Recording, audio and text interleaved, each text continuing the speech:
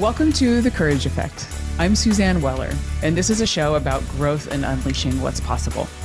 You will hear inspiring stories about what courage looks like, how we navigate what's getting in our way, and the opportunities that surface when we choose courage over comfort. Let's get started. Hi, everyone. It's Suzanne. Welcome to The Courage Effect. I hope that you all had a wonderful Thanksgiving and that you are enjoying the rest of the year. It's going to be going fast, but there's a lot happening in the next couple of weeks, and I send you all good health and good thoughts as we embark on this final month of the year together. So today is a solo show with me, and one of the things that I want to be talking to you about today, I thought that this would be quite appropriate, is what I call courageous conversations. A big part of the work that I do at my company, Weller Collaboration, is I actually work with individuals and teams and organizations to have better conversations with each other, to communicate more effectively. And I'll do coaching in this regard. I'll do some team dynamics. I'll do workshops and otherwise. But one of the things that I realize, especially at the holidays, is that it's a time where we're seeing a lot of family, we're seeing friends, maybe people that we don't see on a regular basis, and it can be stressful. I mean, I've had a couple of conversations with people just about Thanksgiving and some of the conversations that they had over the dinner table, and they can be something that brings up a lot of anxiety in our world, and the stakes are actually pretty high. So I thought that today I would give you some ideas, or at least open up a conversation about hard conversations, or what I call courageous conversations. This is the courage effect at the end of the day. So I want to have some time to talk about what are the conversations that we are not having? Why aren't we having these conversations, even though we really do need to be having them? What is getting in the way of us actually having a productive, courageous conversation? And what we can potentially realize by engaging in this conversation. How do we do it? Why does it matter? And what do we do on the other side of it? What are we going to be able to achieve? Let's face it, a lot of hard conversations, I mean, they're hard for a reason, right? We don't want to engage in them. We are talking about something that's sensitive. We're talking about something where, the stakes might be high. It's uncomfortable. So let's actually, first of all, start with defining what I call a courageous conversation. I call them exchanges where the stakes are high, and they are day-to-day conversations. They don't have to be these massive, big events. Sometimes they might be, but they are those conversations that we're having, those exchanges where we have the ability to create change. What do I mean by that? It's a matter of having a conversation with somebody where you can share your way of thinking, where you're coming from in a conversation, maybe giving them some idea into, some visibility into who you are, what matters to you, and in turn, asking the same of them, because a conversation obviously is a two-way street. It's not something that we are doing on our own. It is not a single event that happens. It is something that we're doing with another person, and that we're actually creating a dialogue. And when we talk about creating change, it can be moving a relationship forward. It can be, having that insight, as we talked about before. It can be putting something uncomfortable and awkward on the table to be able to make a decision, or to actually move forward with something or not move forward with something. So that's the first part that I really encourage people. When you're going to have a courageous conversation, prepare. It doesn't mean that you have to invest in massive preparation for this. It just means putting together some notes, putting some framework around the things that you want to talk about and what you really want to make sure that you achieve on the other side. This will give you a much higher percentage of having a successful conversation. And the other reason why you want to do this is because these are also, because they're courageous conversations, these are ones where we are getting emotionally invested. We are potentially going to be getting triggered. We're going to be hooked on something where we're not necessarily being able to see the forest for the trees in an effective way, or be able to really listen effectively to what somebody is sharing with us, because we are sitting in some emotional stew and we're not really listening. So the more that we prepare, the more that we have an idea of not only what we're going to share, but what we're going to ask of that person, what they can potentially share with us. Obviously, we can't plan everything that's going to happen, but we can have some expectation of what might be coming at us and how we might be able to respond to that. So preparation is definitely the first thing that we need to be thinking about. And a big part of this too is when we go into conversations, we want to make sure that we are not going in and blaming somebody for something. We're not going in and immediately pointing a finger. We are not coming at this from the lens of somebody did something to you. Maybe they did. Maybe that's the conversation that you need to have with somebody. But if you are actually engaging in that conversation, you're going to start with what is the outcome that you want? What do you want to achieve on the other side of this dialogue?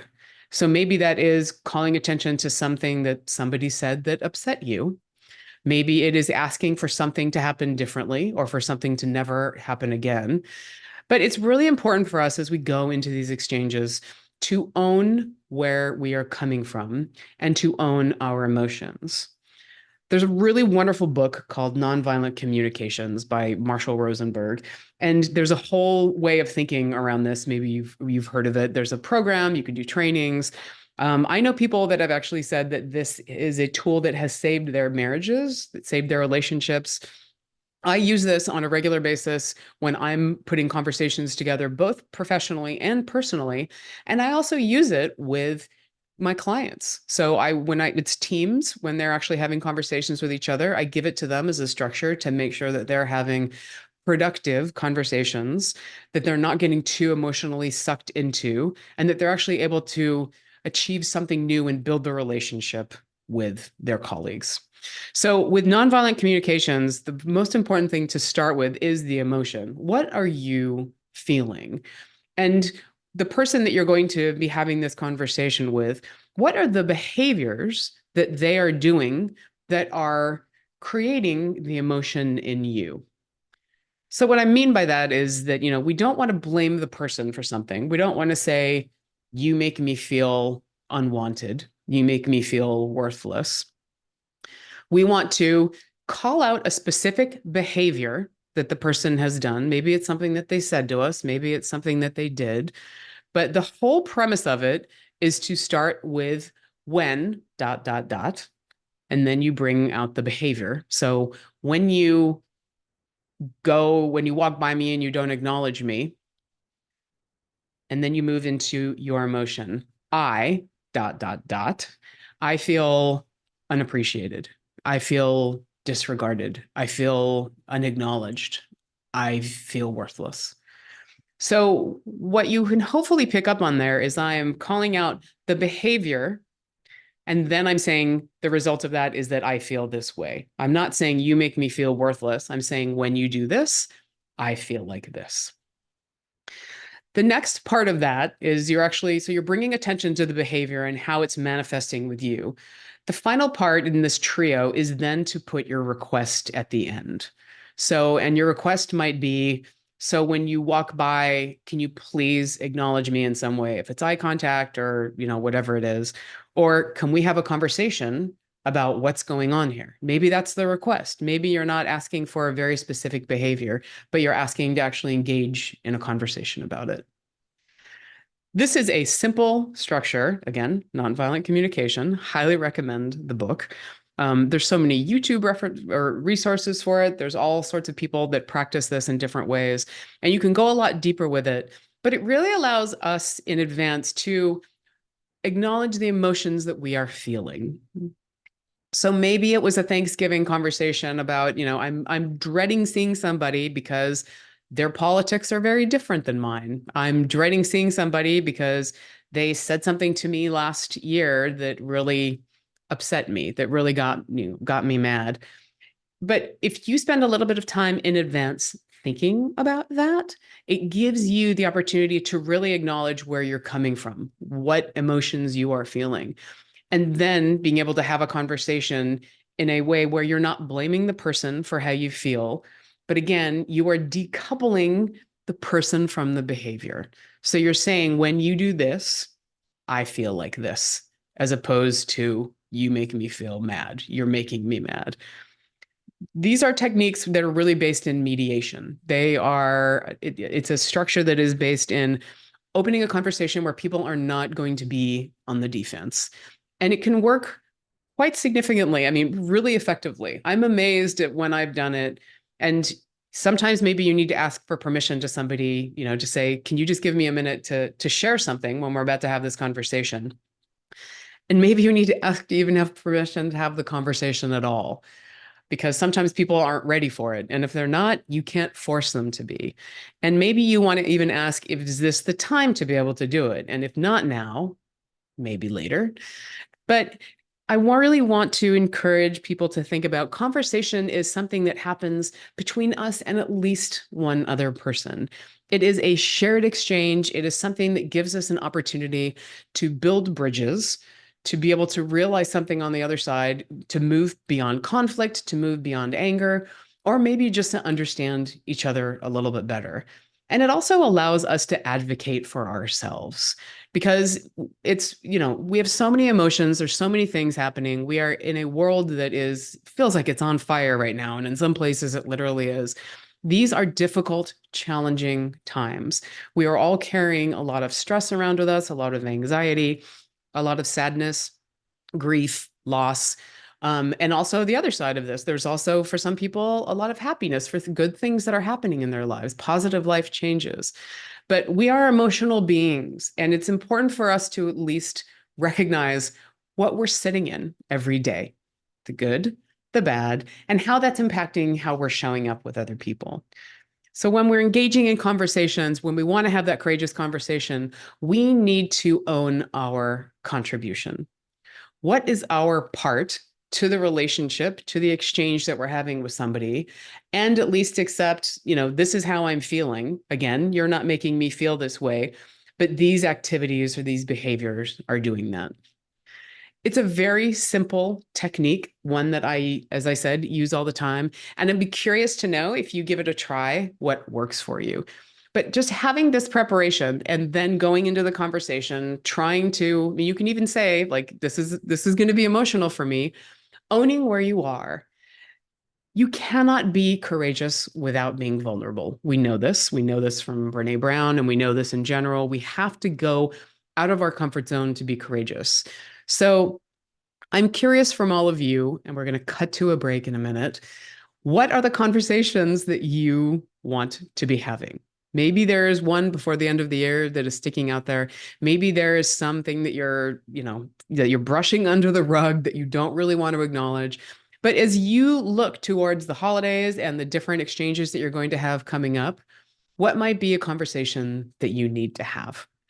So let's take a break. When we come back, I want to talk about what might be getting in the way of us even having these conversations. And, for those of us that have avoidant behavior, we're just going to stay away from it.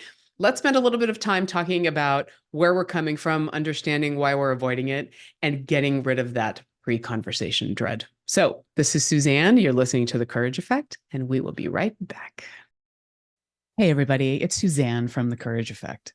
As the seasons changed, I poked into my closet and discovered how stale my wardrobe had become. Everything felt boring, and I wanted something different and fresh. I grabbed my laptop and remembered Armoire. Why not clothing rental? I could experiment with new styles, from jeans to something fancy, without spending a ton of money and buying clothes I would only wear a handful of times. Armoire makes clothing rental easy. Build the perfect seasonal wardrobe with brands that are unique, sustainably sourced, and owned by women. All you have to do is take the style quiz, select items from your personalized closet, and they will ship them straight to your door. Armoire allows me to indulge in high-quality designer clothing with no guilt. They promote sustainability with fewer items ending up in the donation bag and landfill, and no dry cleaning fees. Trust me, your cramped closet and the environment will thank you. If you're ready to have your dream closet delivered to your door, you must try Armoire. And right now, my listeners can give Armoire a try and get up to 50% off their first month. That's up to $125 off. Just visit armoire.style. That's ARMOIRE.style/The Courage Effect to get up to 50% off your first month and never worry about what to wear again. Try Armoire today.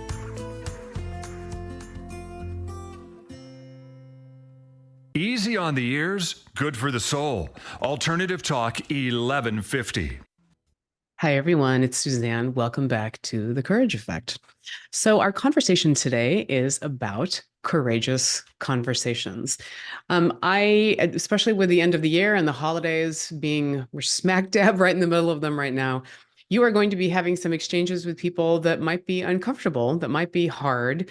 And these, I think it's good to have a toolkit, or at least to do a little bit of maybe preparation for how are you going to move beyond that pre-conversation dread and embrace what might be possible on the other side of it. So I really want to, we've started talking about ways to be able to reframe the conversation. What can we get out of it as opposed to, what fires or what are the things that maybe we're going to set off? What is the possibility if we engage in these conversations effectively? I had gone through some examples from Nonviolent Communications from Marshall Rosenberg, which is a fantastic book with just some ideas of how you can use simple frameworks in order to have conversations where you're really owning your emotion and you're talking about behaviors and you're not blaming the person that you're having the conversation with.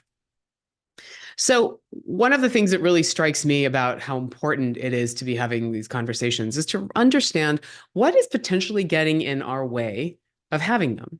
And a lot of the times it's really emotional stuff, right? It's something that we don't necessarily we're not comfortable with, we are afraid for some reason, or we just feel like it's not necessarily something that we want to deal with, even though deep down we know that we need to be having this conversation. So there is a great book, I'm going to quote yet another book, from Sheila Heen and Douglas Stone, and it's called Thanks for the Feedback, The Science and Art of Receiving Feedback Well. There is a great quote from this that I'm going to read to you. Our triggered responses are not obstacles because they are unreasonable. Our triggers are obstacles because they keep us from engaging skillfully in the conversation. I love this quote because when we just own up to the fact where it's going to be an emotional experience for us, and we know that things are going to trigger us, and that doesn't mean that us getting emotionally responsive is a bad thing. In fact, it's normal. It just means that we're human. This is how our brains are wired. We're going to get emotional about things. It can be really beautiful, and it can also be really hard and not so beautiful at different times. So, when you're actually preparing for the conversation and when you're engaging in it, there's a few things that I think are helpful to be able to best assess how you can understand what might be getting in your way of having an effective conversation with who you're going to be having it with. So, do you potentially need to be liked? Do you need to be in control? Maybe you need to be right, or maybe you have a need to maintain harmony. All of these things are very I mean, these are innate to us. These are like our ego. These are the things that really drive us. And we all know people where, like there's the pleaser tendencies. People really want to be liked, they want to please. That is something that maybe they're telling you, they're yes people, maybe they're telling you things that they don't believe just to make sure that they're not ruffling any feathers. And I would go even further to say that last question about maintaining harmony. This is one where, you just don't want to make waves. You want to make sure that things are status quo. The challenge there is that it's artificial harmony. You're not actually creating something that is calm. It's that you're not actually acknowledging what is there. So, is there a way that you might be able to actually dig in and address it, have the conversation to really and truly create harmony by bringing up some of those dissenting ideas or opinions or beliefs? Then, if we talk about the need to be in control, that's a big one, right? People who want to be the fixers, people that want to make sure that they can control what's happening, that they are on top of it. And then there's the need to be right. And this is one where a lot of us, if we really, think of ourselves as experts, if we think of ourselves as really, knowing the right answer a lot of the time, that can be something that is obviously all of these things are really validating to who we are as people. And I ask you these questions because this is where some reflection comes in that can be really pretty powerful. But we need to have an idea with ourselves of where we might be coming from. I have had numerous conversations over the past couple of years with people that have been struggling with different things in their lives. And I do tend to be a fixer, which of course is one of the things that I have had to really move away from being a coach, to really work with people to find their own answers as opposed to me fixing it for them. When we are going into a conversation, a courageous conversation, our goal is not to fix something. Our goal is to have a conversation and address something to potentially open up possibilities on the other side. We might have an idea of what we want that to look like, but if we come in with the fixer mindset, then we're going to be bringing our own agenda in, and we're probably not listening effectively to the person who is sharing with us. So even if we think it's coming from good intention, it isn't necessarily putting us in the best headspace to come up with a good dialogue and to be really present for what's coming at us. Because a big part of this is not just what we're saying, but what we're receiving. How actively are you listening to the person that is sharing with you? Are you allowing them to share their opinions without getting defensive? That can be a really hard place to be. What are the things that we can potentially do to listen to what people need rather than what they think? That, coming from that point of view, is more about compassion. It's more about empathy. It's how you're able to come into that space where you're truly listening to what somebody is bringing to you, as opposed to just going straight in and having your agenda. These are the things that I think, as we start to get an idea of, okay, where might I be here? I'm really dug into this idea. Where might this be working against me to have a good conversation with somebody? Where might I be? I don't like to necessarily say in the right or in the wrong, because that is judgment based. What are the things I'm doing that maybe I could be doing differently? I could be doing more effectively. I could be doing better.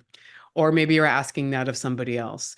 But if you're getting again into that whole right or wrong, then we can go into, the need to be right. The need to be right, that only gets us so far, right? I mean, like, what is it, a badge of honor, or like the truth? The more that we search for that, the more that we are in this empirical mindset. And given there are definitely times where we want to make sure that things are true, that things are correct. But when you're having a conversation with somebody, an emotional conversation, I encourage you to veer away from that, because it will put you in the mindset of just wanting to prove your agenda. A lot of this is about how do we potentially detach from outcomes. And what I mean by that is that you're not telling the whole story of what is going to happen in the conversation. You're not going to connect all of the dots and say, this is what's going to happen. Something is going to come up that you don't expect. And that is good, but it doesn't mean that it's easy. But if we get to the point of, we have an idea of what is our objective of the conversation, it doesn't mean that we are going to do everything that we can to get that outcome or to get that objective. Courageous conversations are about having a dialogue with somebody. Yes, we want to make sure that there's a goal on the other side of it, because we are entering into this conversation. But what that person might bring to you, maybe it's something you don't expect. Maybe you're going in and you're calling attention to somebody's behavior, and then you find out that there's something else going on in their life that you had no idea, that's resulting in them behaving in a certain way. So let's step back from being right, from being in control, and also from being liked, because yes, these are hard conversations, but the more that we can be present and the more that we can meet somebody on common ground and open up that dialogue and give that space, I mean, you want to create psychological safety for people to be able to share. This is where magic things can happen. And this is also where we are able to get out of our own way. We don't necessarily know what's going to come at us. We are listening to learn as opposed to listening to be right or to fix or to, whatever it is. How might we be able to listen to learn and to actually move our relationship forward with somebody? And if somebody comes back at you with defensiveness, or, they're not in a good space, maybe they're silent, there are some additional techniques that you can impact, or you can put into play for those.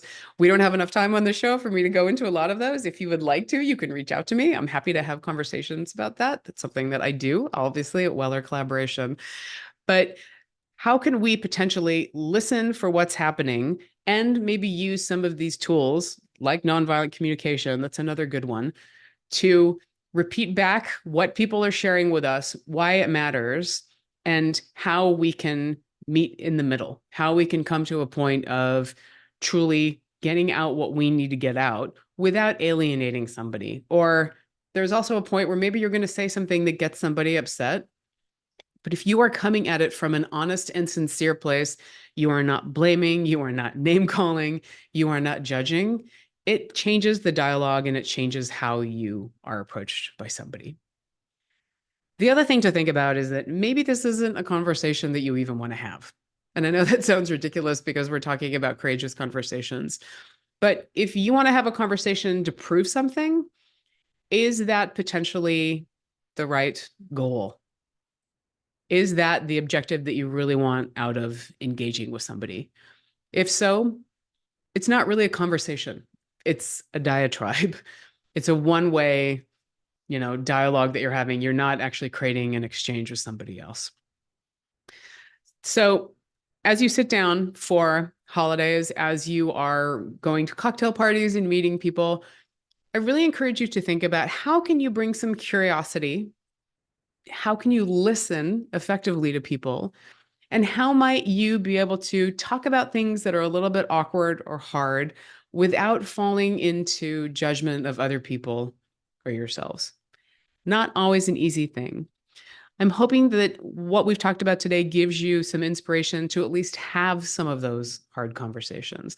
I do have some information on my website. There's a blog post called Having the Hard Conversation, which breaks out an effective way that you can be able to prepare for these while taking some notes, not writing a script, because we're not writing scripts here. But there's a much larger set of tools that I am happy to share some more additional information with. Or if you are interested in learning more about nonviolent communication, please do, because conversations are how we build relationships. They're how we actually meet people in the world. They're how we connect there. I mean, we do so many things as a result of conversations. And that's exactly why we are here today in conversation. So I really want to thank you all for listening. I hope that this has been insightful, maybe interesting, and hopefully helpful for you to have some of those courageous conversations over the holidays.